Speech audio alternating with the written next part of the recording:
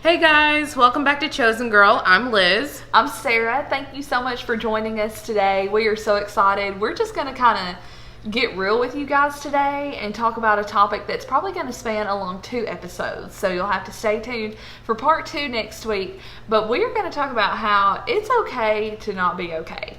So we're just going to be super vulnerable with you guys. Like if you've got your coffee cups or if you're driving down the road, you've got us on your podcast, like just sit back and relax because we're just ready to hear biblical insight on this such truth that it really is okay to not be okay.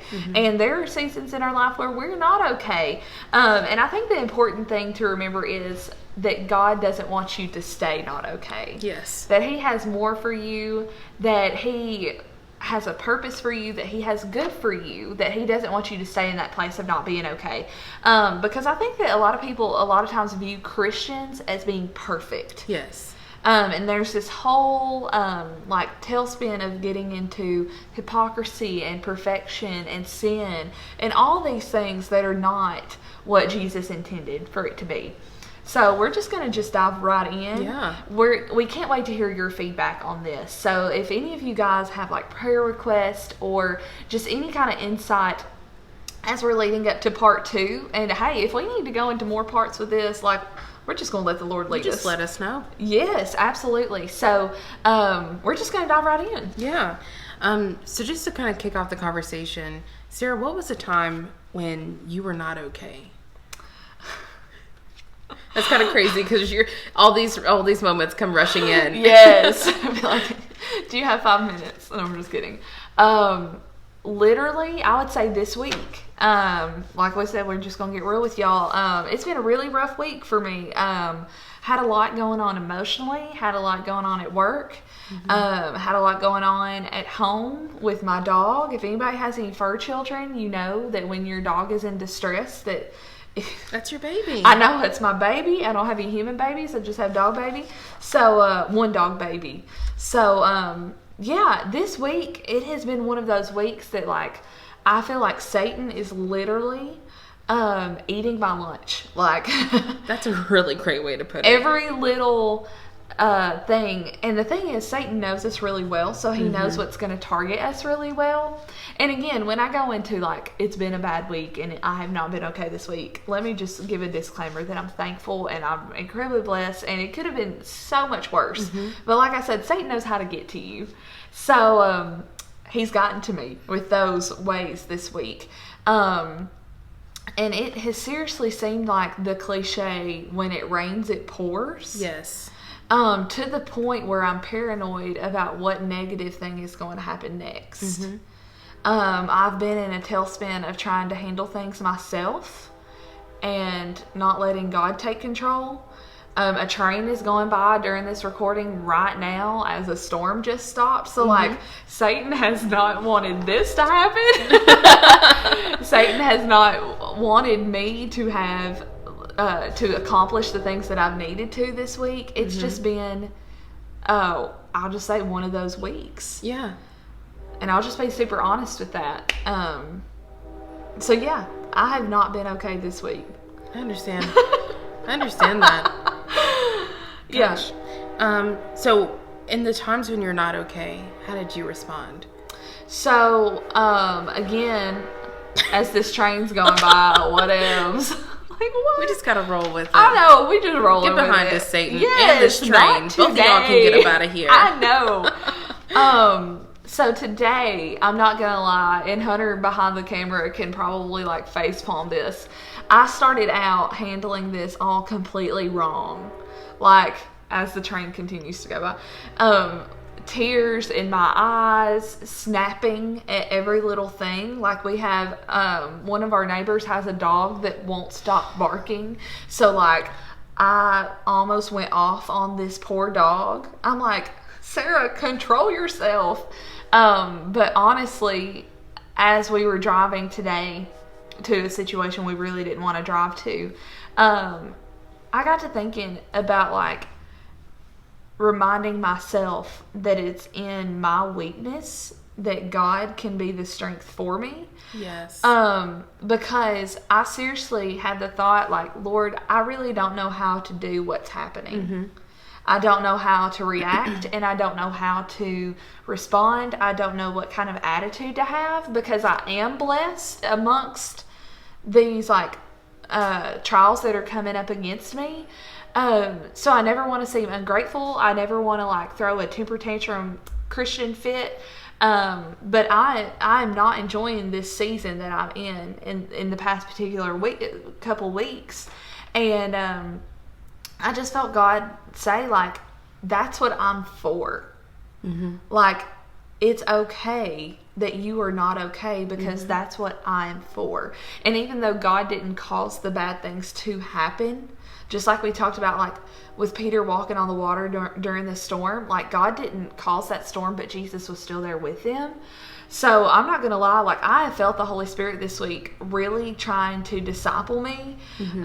And it's amazing that all of these Chosen Girl segments have been covering things that I have literally been going through the week that they launch, because I don't know if y'all know this, but we record these ahead.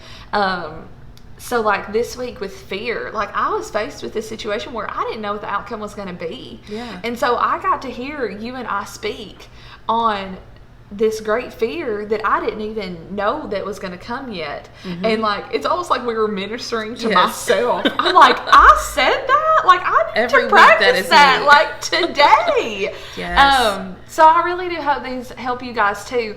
But seriously, just remembering, in the response that, like, one, this is not your whole life. This is just a very small season of your life. Yes.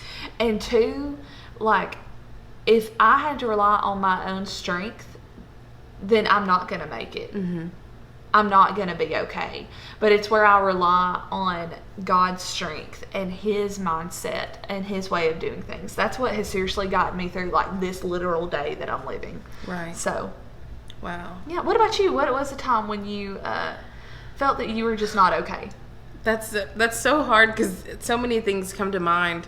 But I guess one of the more recent things was my brother and my parents were in an argument, and I was that mediator, and they were talking to me through me to each other, and it was extremely stressful because I was dealing with things that were happening at work, and changes were happening, and I was in the process of trying to purchase a home, and I wasn't sure if things were going to work out. And so in the midst of me trying to worry about me, which sounds extremely selfish, but just trying to do life on my own. I know, girl. Having to I felt like I was being roped in and pulled down with these negative things. And even though in that moment I was surrounded with friends and I was at an event and I was trying to enjoy, and have a great time, it really just consumed my thoughts and like my emotions, and I couldn't really focus on anything. And all I wanted to do was just break down and cry, really. And sometimes I'm not, Sarah and Hannah will tell, I'm not a crier. I'm not about that life. If someone is crying, I'm like, you want some ice cream? I don't really know what to do for you. And so in that moment, for me to feel so deeply, but one of the things as far as how I would respond, like I said, I was at an event, it was a church event, and we do worship just right out the gate. And taking that moment to worship God was the best relief for that moment when I was just not feeling okay. And walking into that moment, not only in worship, but not in worship for myself. That's what really got me through that moment. It did pass and everything, but for that moment, I was just ready to leave. I just didn't want to be around anybody, but God knew that I needed to be around the people that loved Him, and I needed to be there as well. But just worshiping Him and going in it with a grateful heart and realizing, you know what, God, this is not mine to carry. I'm here in this moment, but that does not mean that I have to pick up these problems. And I was so thankful for people who were there, who I did tell what was going on. And that was something that they shared with me. They're like, this is a problem, but it's not your burden to carry. Stop picking that up. Wow. That doesn't belong to you. Give it to God and let it go. And so with great advice and then walking into worship, that's what really got me through. That is amazing. And I think that, like, when we talk about topics like this, it's so important for us to remember, like, the human aspect of all of us. Yeah. Because with the culture that we live in, like we just see everybody's highlight reel, whether it be scrolling on Instagram or any social media. And we compare our darkest times to maybe their brightest times because people aren't going to advertise their darkest times, you know. So I think that it's important to remember that we're human. And I think that it's also important to remember that when we're dealing with other people, because you may not know what that person's going through on the inside, when on the surface they're just showing you a smile. And that kind of brings me to, we had the conversation that, you know, there's a huge difference, and this is one of our questions on here. I'm just skipping around. That's okay. You know, like, what would you say is the difference between, like, faking it till you make it and then, like, being hypocritical in that? Because I think that that's an important line that Christians kind of tinker, you know? In my opinion, when it comes to faking it till you make it, it's knowing what you need to do and trying your best to do it. Hypocrisy, in my eyes, is knowing what you need to do and outright not doing it, but expecting everyone else to do it. So there are times, day in and day out, where I feel like I'm faking it till I make it. There are times, we talked about fear last week, when I'm extremely fearful. I've always been a fearful person deep down, but it has taken training and discipline over the years to stop letting it control my actions. Yes. And even though when I am afraid, just moving forward anyways and putting my faith in God and not in myself and not in the people who may respond to what I have to say or what I'm going to wear or how I'm going to behave in those moments. But that's faking it till you make it. Is not being sure of yourself, but being sure of the Lord. Man. But hypocrisy is being sure of the Lord, but also being sure of yourself ahead of that. That is a perfect statement about that. And, you know, faking it till you make it, I think about how it's so important to transform our minds. Yes. And when, you know, because sometimes, like, negative implications can go along with the word fake or fake it till you make it, you know. But really, I feel like that's just kind of like when you were in worship in your time of not feeling okay, you might have not felt like worshiping. Right. But you positioned yourself in a heart of worship and your actions, and you put yourself in that position to worship, and that led you to surrender, and that led you to being able to realize, like, God, it's okay that I'm not okay, because you are going to make it okay. Yes. And just like today, like, I literally had a conversation with Hunter about, like, I am having to put forth a valiant effort to not have a bad attitude. It's not always easy. No, and it's not. And I think that it's important that, like, as sisters in Christ, like, we know, like, you're not the only one. Yes. Because I feel like as women, we carry an incredible pressure that society gives us, and it's okay to feel that pressure, but how we react to that pressure is how everything changes, is how we see a different outcome, especially when it comes to our walk with God. So what advice would you give to someone who may be going through that season or, like, even like a day of just not being okay? You know, one of the things, I'm sure we'll touch on this also in the second part, but when you're in the waiting, I was just telling Sarah right before that God can be found in the middle. That when you're not okay, God has not abandoned you. He's there with you. A few weeks ago we talked about Joseph. For like 13 years, all these bad things have happened. Did God not once left him? He said, I will never leave you nor forsake you. I will be with you to the end of the world. He's not left you. Yes. And just because you cannot see what is happening around you does not mean that, you know, you're being punished or that something's gone wrong. And what related to this in the Bible was Job.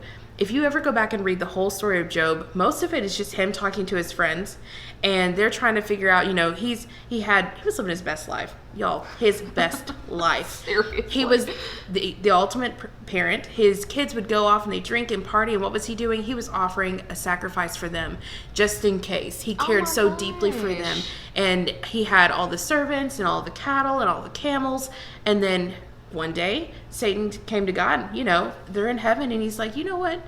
I don't think Job would act this way if things weren't so good for him. And even though he is upright and that you can find no fault, you know what? I think he should be tested.